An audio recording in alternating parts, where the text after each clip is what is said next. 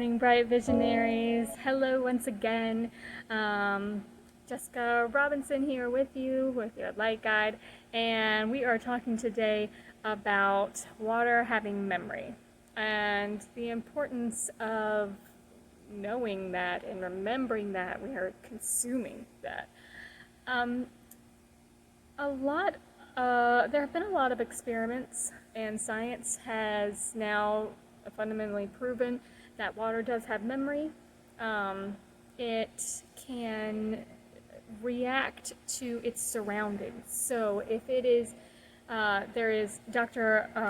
Emoto, Dr. Mason, Dr. M. Emoto. I don't want to butcher your name, man, because you're pretty cool.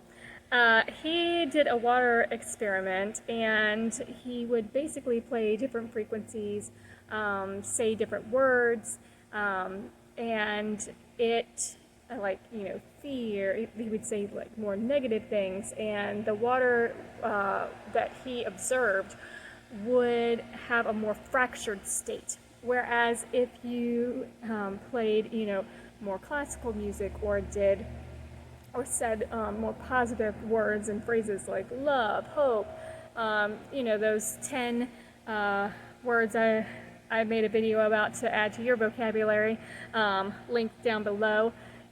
It had a more mandala effect where it was just a beautiful, circular pattern. And when thinking about this, that goes into our bodies. So when you are putting something that has been around negative energy, negative words, then that negativity, you are feeding it to yourself. There is definitely an old saying that you are what you eat. And it's basically you are what you consume. So that includes, liquids as well. And again, science has shown this to be true.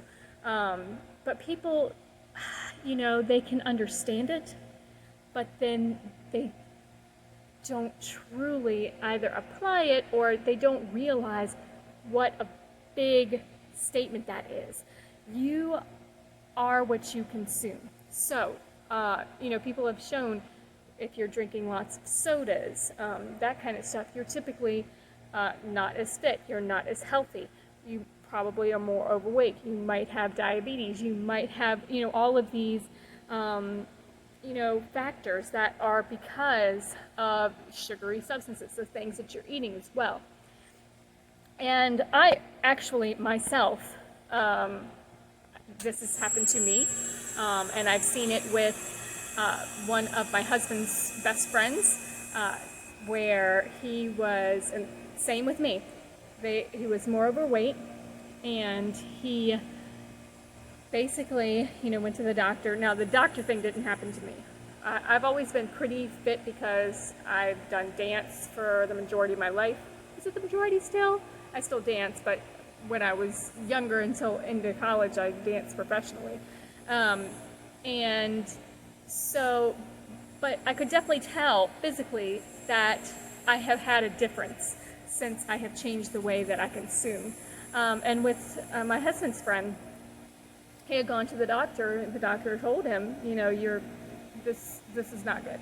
And his decision was to take out sodas, and he replaced it with like fizzy water, where the water you use. He still enjoys flavor, so he does like a flavoring of water, but he's consuming more water, and there has been case study after case study, time and time again, where people have done the same thing. They just take out sodas. That's the only thing that they take out.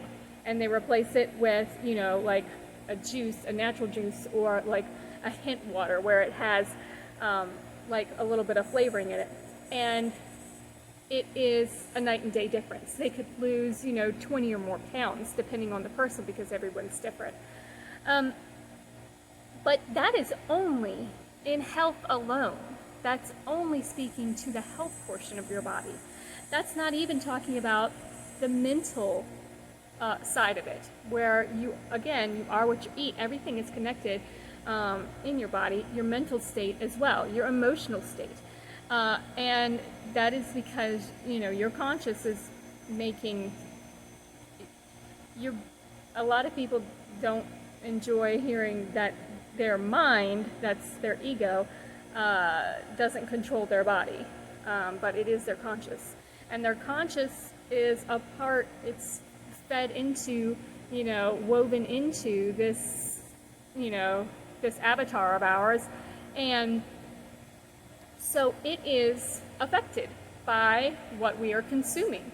So if we are back to the water, if we only change the water, but then we do not treat the water well, and we are maybe having arguments around it, we're in volatile situations while we have it, that water is going to have that in its memory. It's going to be fractured, and we are going to be putting that fractured state into our bodies. And because of that, it is going to change our own molecular structures, not the chemical structure, because again, the chemical structure of water doesn't change. It's the molecular structure that changes. And that is kind of a frequency all its own, because there's different types of molecular structures, especially of water. Think about, like, even through its 3 different states of, solid, liquid, gas, they have different molecular structures. The chemical structure is the same, but the molecular structure is different. So that's a really easy version of it. So, you can think about in your own body, and this is a very base level example, blood clotting, right?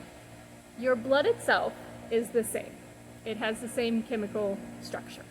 However, the molecular structure has become more thick and, clotted together, where that becomes the problem.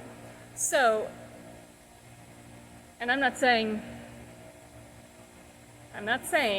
that if you continue to drink fractured water, you're just going to have blood clots. Again, that was a very baseline example. However, you can see how that would kind of transition into our other, parts of our body. Because we're not thinking about chemical, setup. It is the molecular chemical structure. It is the molecular structure that we are talking about. And that does play a part in our emotions and everything like that. If you are, let's say, running, again, baseline, if you are tired, we know that as humans, we tend to not handle situations as good as if we were, had a good night's sleep.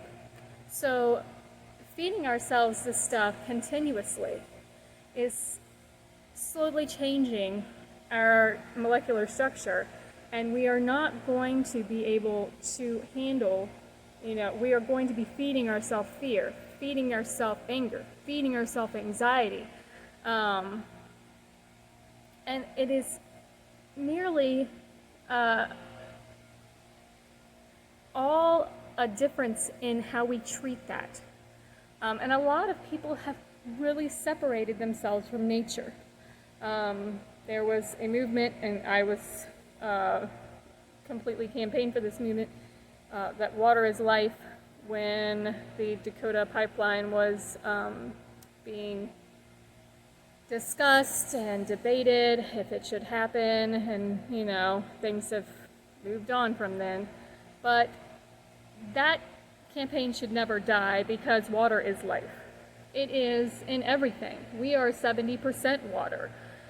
It is in the air we breathe. It is in the moisture of the clouds. It is in the foods that we eat, because our plants and animals have to take in water. So it is in literally everything that you put in your body, including already in your body.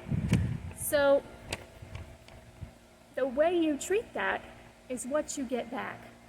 And COVID has definitely taken people out of the suburban or urban lifestyle, somewhat suburban, and put us back more into nature. More people are walking around, more people are observing how much litter is on the ground. They're becoming more incorporated with nature, which is a great thing, because that break that we have put in ourselves is not natural. You know, how we have segregated ourselves from nature is not natural, and it has caused, you know, a lot of health issues. Funny commercial I had seen. If you haven't seen it, look it up. I'm sure it's on YouTube. If I find it, I'll link it down below.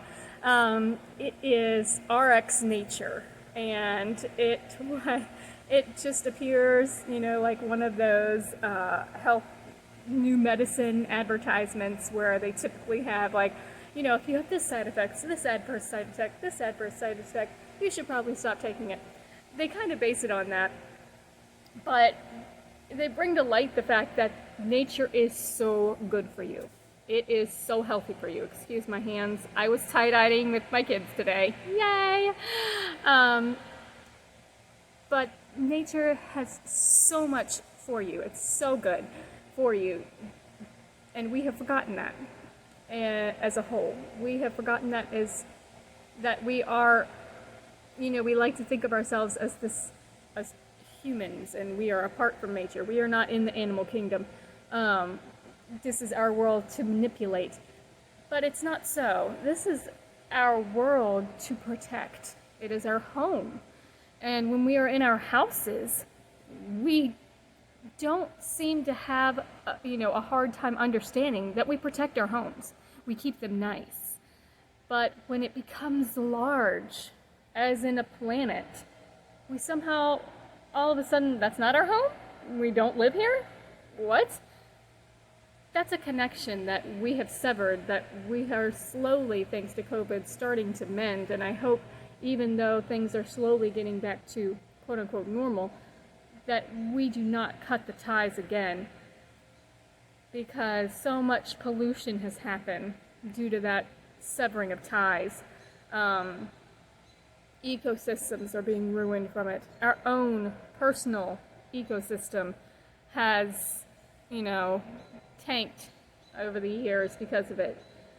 And we need to remember that water is life. It is sovereign. If we go, you know, merely a day, 2 days, 3 days, it isn't looking good for us. I recently was very busy, was very distracted. I have a 1-year-old. I have a major excuse. And I kept waking up and my lips were chapped. I'm like, I know I'm dehydrated. And I would, you know, try and drink some. I would not drink enough. Next day, and this is, you know, it's bad when your lips are chapped. Next day, my tongue was even chapped. My tongue felt so dry, like Sahara desert dry. It was just like, oh, man, I'm really dehydrated. Tried to drink some, obviously was still not doing it, not cutting it. The following next couple of days, my digestion started to have it, like, I started getting headaches. I started having digestive problems. Every time I ate something, I would get sick. And it would be painful all in my stomach. And I finally broke down. I said, you know what, Jessica, you know it's dehydration, so do something about it. And I drank water like it was, you know, going out of, like the aquifers were drying up. Hashtag they are, if you don't know. And within a day, 2 days, oh wow, I'm much better. Wow, imagine that. Water is life. So treating water more sovereignly might seem like a crazy, cuckoo thing to do, but it will affect every part of your being, including how you treat others, including how you are in your workplace, including the decisions you make with your life, in deciding, you know, where you are going to go, what are you going to do with this life, how are you going to further better yourself, humanity, and those benefits will come back to you. So, even with your children, you are going to be a better parent if you are taking care of yourself. That has been said to every mom that I know, because we tend to, as moms especially, I know there are definitely some single dads out there too, shout out to you, doing a good job. You have to take care of yourself to better take care of others. And I am slowly realizing that the things I have been learning, higher self, raising your vibration, I would like to put those out as resources to parents, because if you take care of yourself, if you are a better person yourself, then you are going to raise better children. You are going to be better to your children. You're going to make wiser children. You're going to be slow to anger. You're going to be more patient, kind, peaceful. Check out my 10-word list. You're going to be all of those things. It's the fruits of the Spirit. So, I want to challenge everyone, even though it might seem a little crazy, to say, you want to call it a prayer, you can call it a blessing, you can just whisper a few words to it, like, thanks for being awesome, and, be in water, and let me live. So, because water is life. It's made our world beautiful. It's what makes our world unique in this solar system. You look at all of these other planets, what don't they have? They don't have liquid water like we do. And, we have frozen water. That's great, but can't really, house our kind of life there, Look at the South Pole. There's literally, 2 things that live there. It's seals that eat the penguins and penguins. We have to have water in its finest state. So take care of yourselves. Remember to have a vision. We'll talk about the difference between vision and desire next time. And keep burning brightly. All right. Take care, you guys. See you next time.